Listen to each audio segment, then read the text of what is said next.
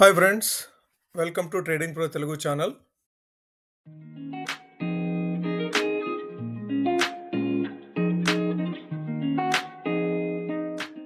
Good evening friends. Sensex 70 పాయింట్ల లాభంతో 80,288 దగ్గర క్లోజ్ అయితే, నిఫ్టీ 7 పాయింట్ల లాభంతో 24,330 దగ్గర క్లోజ్ అయింది. వేరాజ్ బ్యాంక్ నిఫ్టీ 41 పాయింట్ల నష్టంతో 55,397 దగ్గర క్లోజ్ అయింది. సో ఈరోజు నిఫ్టీతో కానీ సెన్సెక్స్తో కానీ కంపేర్ చేస్తే బ్యాంక్ నిఫ్టీ స్లైట్గా అండర్ పర్ఫామ్ చేసింది. ఓవరాల్గా డే అంతా కన్సాలిడేషన్ అవుతూ ఉంది. ఈ వీడియోలో మనం నిన్న ఏమో లెవెల్స్ మనం అబ్జర్వ్ చేయాలనుకున్నామో, అట్లానే ఈరోజు ఓవరాల్గా మార్కెట్ ఏ లెవెల్స్లో ఎక్కువ టైం స్పెండ్ చేసింది, అట్లానే రేపటికి సంబంధించి మనం ఏ లెవెల్స్ని అబ్జర్వ్ చేయొచ్చు అనేది మనం చార్ట్స్ చూస్తూ అబ్జర్వ్ చేసే ప్రయత్నం చేద్దాం. ఇది నిఫ్టీ చార్ట్. మనం డైలీ క్యాండిల్ టైం ఫ్రేమ్లో ఉన్నాము. డైలీ క్యాండిల్స్లో చూస్తే ఈరోజు టాప్ వచ్చేసేసి 24,467, లో వచ్చి 24,290. నిన్న మనం అనుకున్న లెవెల్, టాప్ లెవెల్ చూడాల్సింది 24,450 నుంచి 24,500 దగ్గర మనకి రెసిస్టెన్స్ ఫేస్ చేయొచ్చు అనుకున్నాము. అట్లానే ఆ రేంజ్లోనే మనం ఏదైతే నిన్న డిస్కస్ చేసుకొని మనము లైన్ డ్రా చేసుకున్నామో, ఈ లెవెల్ కిందే రెసిస్టెన్స్ ఫేస్ చేసింది 24,450 లెవెల్స్ దగ్గర. మనం ఒకసారి 15 మినిట్స్ క్యాండిల్ పెట్టుకొని చూస్తే, టైం ఫ్రేమ్ 15 మినిట్స్ కనుక షిఫ్ట్ అయితే మనకు ఒక అంచనా వస్తుంది. డే అంతా ఎక్కువ ఏ లెవెల్ దగ్గర ట్రేడ్ అయింది అని చెప్పి చూస్తే, మీకు 24,366 దగ్గర ఎక్కువ టైం రెసిస్టెన్స్ ఫేస్ చేస్తూ, అదే ఇంతకుముందు రోజుల్లో కూడాను మనం అదే అనుకున్నాము. 24,350 దగ్గర నిన్న వీడియోలో కూడాను మనం డిస్కస్ చేసుకోవడం జరిగింది. 24,360 కనుక క్రాస్ చేస్తే మరలా క్విక్గా ఇమీడియట్ రెసిస్టెన్స్ వచ్చేసి 24,450 నుంచి 24,500 అనుకున్నాము. సో అట్లానే 24,450 దగ్గర రెసిస్టెన్స్ ఫేస్ చేస్తూ అక్కడి నుంచి డౌన్ సైడ్ మూవ్ అయ్యి 24,300 లెవెల్స్ దగ్గర సపోర్ట్ తీసుకుంటూ ఈ రేంజ్ మధ్యలోనే 24,300 నుంచి 24,370 ఈ రేంజ్ మధ్యలోనే ఎక్కువ టైము స్పెండ్ చేసింది ఈరోజు నిఫ్టీ. అయితే రేపు ఎక్స్పైరీ ఉంది. ఈరోజు ఓవరాల్గా చూస్తే మనం సెన్సెక్స్ కానీ, నిఫ్టీ కానీ, బ్యాంక్ నిఫ్టీ కానీ కంప్లీట్గా కన్సాలిడేషన్ అయినాయి. ఈరోజు సెన్సెక్స్ ఎక్స్పైరీ ఉంది, రేపు నిఫ్టీ ఎక్స్పైరీ ఉంది. 30th Nifty expiry. ఎందుకంటే 1వ తారీఖు థర్స్డే, May 1 హాలిడే కాబట్టి రేపు ఎక్స్పైరీ అవుతుంది. ఈ ఎక్స్పైరీకి గాను ప్రిపరేషన్గా ఉన్నట్టుగా ఉంది, అంటే కన్సాలిడేట్ అవుతుంది. ఓకే, 24,300 లెవెల్స్ నుంచి 24,380, 370 లెవెల్స్ మధ్యలో ఈరోజు మొత్తం కన్సాలిడేట్ అయింది. రేపటికి సంబంధించి మనం ఏ లెవెల్స్ చూడాలి అంటే, రేపు ఎక్స్పైరీ మూవ్స్ అనేది మార్కెట్లో ఉంటాయి. మార్నింగ్ అవర్స్లో కనుక మీరు గ్యాప్ అప్ అయితే, మార్కెట్ కనుక గ్యాప్ అప్ అయ్యి అక్కడి నుంచి 24,450 లేదంటే 500 లెవెల్స్ అది కనుక క్రాస్ చేయగలిగితే మరలా 24,800 అనేది టెస్ట్ చేయొచ్చు. అట్లా కాకుండా 24,300 లెవెల్స్ అండ్ బిలో కనుక మూవ్ అయితే, అక్కడి నుంచి మనం చూడాల్సింది నిన్న మాట్లాడుకున్నాం కదా, 24,200 నుంచి 24,220 ఆ లెవెల్ ముందు అబ్జర్వ్ చేయాలి. అది కూడా క్రాస్ చేసి, అది కూడా బ్రీచ్ చేసి కనుక కిందకు మూవ్ అవ్వగలిగితే డెసిసివ్గా మరలా ఒకసారి 24,000 లెవెల్స్ని ఒకసారి చూసే అవకాశం ఉంది. రేపు ఎక్స్పైరీ ఉంది కాబట్టి కొద్దిగా వాలటైల్ మూవ్స్ అనేది మనము మార్కెట్లో అబ్జర్వ్ చేసే ఛాన్సెస్ ఎక్కువ ఉన్నాయన్నమాట. కాబట్టి రేపటి వరకు కూడాను 24,220 నుంచి 24,500. సో ఈ 300 పాయింట్లు మీరు స్పెసిఫిక్గా చూడాలి అంటే 24,200 లోయర్ లెవెల్ చూడొచ్చు, 24,500 అనేది హయ్యర్ సైడ్ చూడొచ్చు. ఇవి నిఫ్టీలో లెవెల్స్ మనం అబ్జర్వ్ చేయాల్సినవి. అయితే ఓవరాల్గా మార్కెట్లో మాత్రం పాజిటివ్ ట్రెండ్ కొనసాగుతుంది. కాకపోతే మనము క్రిటికల్గా అబ్జర్వ్ చేయాల్సింది, న్యూస్ ఫాలో అవ్వాల్సిన విషయం ఏంటంటే, మనకు బోర్డర్ ఇష్యూస్ ఉన్నాయి. ఇప్పుడు పాకిస్తాన్ తోటి మనకి ఏదైతే టెన్షన్స్ నడుస్తున్నాయో, ఈ టెన్షన్కి సంబంధించి ఏదైనా డెసిషన్ కనుక బయటకు వస్తే మనకి యాజ్ ఎ రీటైలర్ మనకి తెలియడానికి ముందే మార్కెట్ రియాక్షన్ వస్తుంది. సో ఆ మార్కెట్ రియాక్షన్ మీరు చాలా కేర్ఫుల్గా, రేపటి వరకు మాత్రమే మీరు ఏదైనా పొజిషన్స్ ఉంటే కంపల్సరీ స్టాప్ లాస్ తోటే మెయింటైన్ చేసి మీరు పొజిషన్స్ హోల్డ్ చేయండి. ఎందుకంటే ఏదో ఒక నిమిషంలో మీకు న్యూస్ వస్తే అది వాలటిల్గా మూవ్ అవుతుంది మార్కెట్. దాంతోపాటు మీకు థర్స్డే హాలిడే ఉంది కాబట్టి ఫ్రైడే కూడా బ్రిడ్జ్ డే యూజ్ చేసుకుంటూ కొంతమంది ట్రేడర్స్ లాంగ్ వీకెండ్ని తీసుకునే అవకాశం ఉంది. కాబట్టి వాళ్ళు పొజిషన్స్ క్లోజ్ చేసుకున్న టైంలో చాలా వాలటిలిటీగా మూవ్ అయ్యే అవకాశం ఉంది. కాబట్టి మార్కెట్లో రేపు కొద్దిగా వాలటిలిటీ ఎక్కువగా అబ్జర్వ్ చేసే అవకాశం ఉంది. మీరు పొజిషన్స్ తీసుకునే పని కనుకైతే స్మాల్ క్వాంటిటీస్ని చాలా తక్కువ పెట్టుకుంటూ స్టాప్ లాస్ని మీరు ఎక్కువ శాతం మెయింటైన్ చేసుకుంటూ స్టాప్ లాస్ని మాత్రమే మీరు తీసేయకండి, క్వాంటిటీస్ మాత్రమే తక్కువ మెయింటైన్ చేసుకోండి. అది రేపటికి సంబంధించిన మనము ఫాలో అవ్వాల్సిన స్ట్రాటజీ.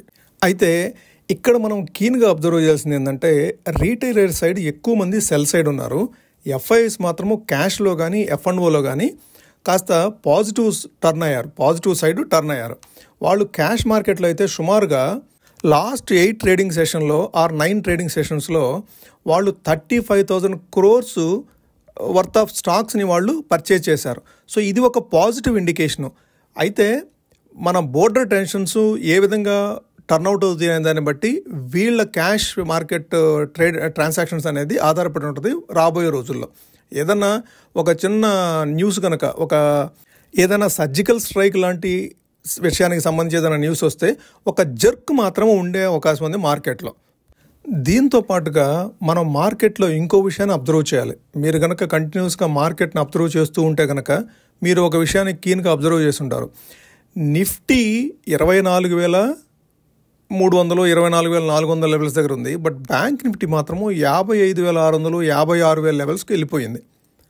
ఇంత డిఫరెన్సు. అదే నిఫ్టీ బ్యాంక్ నిఫ్టీ మీరు 2024 అక్టోబర్ లెవెల్స్లో ఆర్ సెప్టెంబర్ ఎండ్ కనుక మీరు చూస్తే నిఫ్టీ ఏమో 26,300 లెవెల్స్ దగ్గర ఉంటే బ్యాంక్ నిఫ్టీ ఏమో 54,000 లెవెల్స్ దగ్గర ఉంది. అది ఆల్ టైమ్ హై అప్పటికి.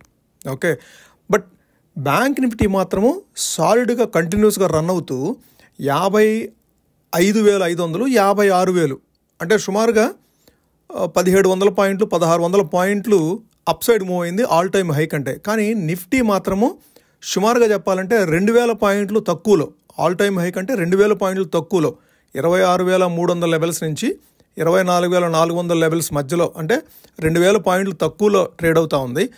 దీనికి ప్రధాన కారణం మనం గనక ఆలోచిస్తే నిఫ్టీ ఐటీ ఇండెక్స్ అనేది చాలా డ్రాగ్ చేసింది నిఫ్టీని. బ్యాంకింగ్ స్టాక్స్లో 34-35% వెయిటేజ్ బ్యాంకింగ్ స్టాక్స్కి ఉన్నప్పటికీ కూడా నిఫ్టీలో మెజారిటీ నెక్స్ట్ హైయెస్ట్ వెయిటేజ్ ఉంది నిఫ్టీ ఐటీకి. Okay, IT స్టాక్స్కి.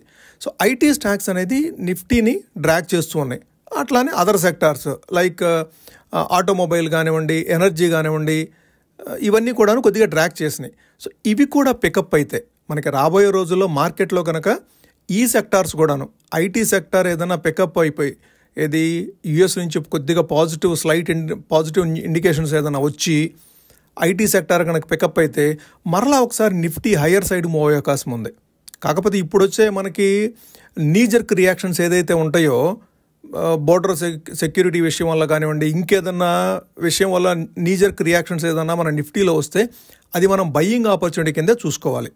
ఓకే, ఇప్పుడు మనం ఏదైతే లెవెల్స్ అనుకున్నామో ఆ లెవెల్స్ని కీన్గా అబ్జర్వ్ చేయండి రేపటి వరకు. ఓకే, మనం ఇప్పుడు బ్యాంక్ నిఫ్టీ చూద్దాము. బ్యాంక్ నిఫ్టీలో ఎటువంటి లెవెల్స్ అని అబ్జర్వ్ చేయాలి, నిన్న ఏమనుకున్నాము, రేపటికి ఏ విధంగా అబ్జర్వ్ చేయాలో ఒక్కసారి చూద్దాము.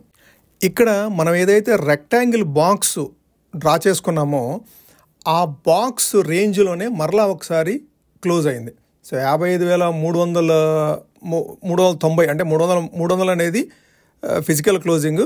బట్ యావరేజ్ క్యాల్కులేషన్ వచ్చేప్పటికి 55,391 దగ్గర ఏమో క్లోజ్ అయినట్టుంది. బట్ ఈ బాక్స్ రేంజ్లోనే మనకు క్లోజ్ అయింది మరలా. సో ఇప్పటికి కూడాను ఈ బాక్స్ అనేది, ఈ రేంజ్ అనేది మనకి స్టిల్ వ్యాలిడ్.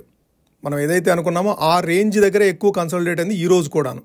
ఇది 15 minutes క్యాండిల్లో ఉంది ఇప్పుడు.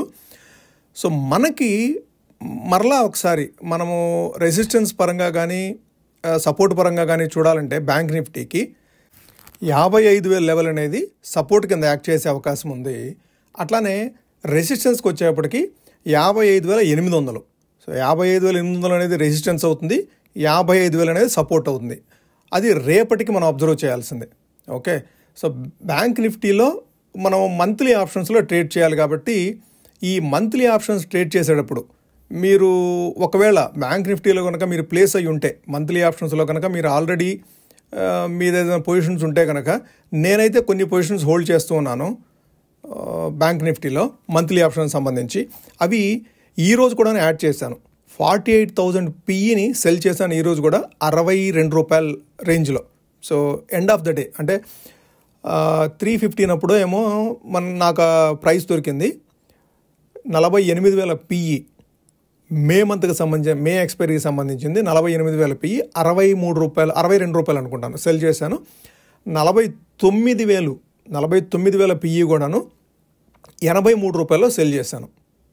నేను స్లోగా గ్రాడ్యువల్గా ట్రెంచెస్లో, అంటే నేను ఒక 30 లాట్సో లేదంటే 20 లాట్సో సెల్ చేయగలను అనుకుంటే ఒక 4 లాట్సో 5 లాట్సో సెల్ చేస్తాను నేను. అట్లానే రేపు కొన్ని, ఆ తర్వాత రోజు కొన్ని. సో ఫస్ట్ 1 వీక్ 2 వీక్స్ నేను సెల్ చేస్తాను. నాకు దాంట్లో ప్రాఫిట్ వచ్చిన దాన్ని బట్టి మనకు మార్కెట్ ఓవరాల్గా వ్యూ కనుక నాకు positive side up side move అవుతుంది అనుకుంటే కనుక నేను సిఈ సెల్ చేయను. ఎప్పటికీ కూడాను ప్రతి డిప్లో కూడాను పిఈనే సెల్ చేస్తూ ఉంటాను. ఓకే, నా స్ట్రాటజీ అది. నేను ఫాలో అయ్యే స్ట్రాటజీ బ్యాంక్ నిఫ్టీ పరంగా మంత్లీ ఆప్షన్స్లో అది ఫాలో అవుతాను. ఓకే, సో ఇది ఫ్రెండ్స్ ఈరోజు వీడియో. మీకు నచ్చినట్టయితే దీన్ని లైక్ చేయండి. మీ ఫ్రెండ్స్కి కానీ మీ కొలీగ్స్కి కానీ ఉపయోగపడుతుంది, యూస్ఫుల్ అవుతుంది అనుకుంటే ఇది షేర్ చేయండి. అట్లానే ఛానల్ని సబ్స్క్రైబ్ చేయండి ఫ్రెండ్స్. Thank you.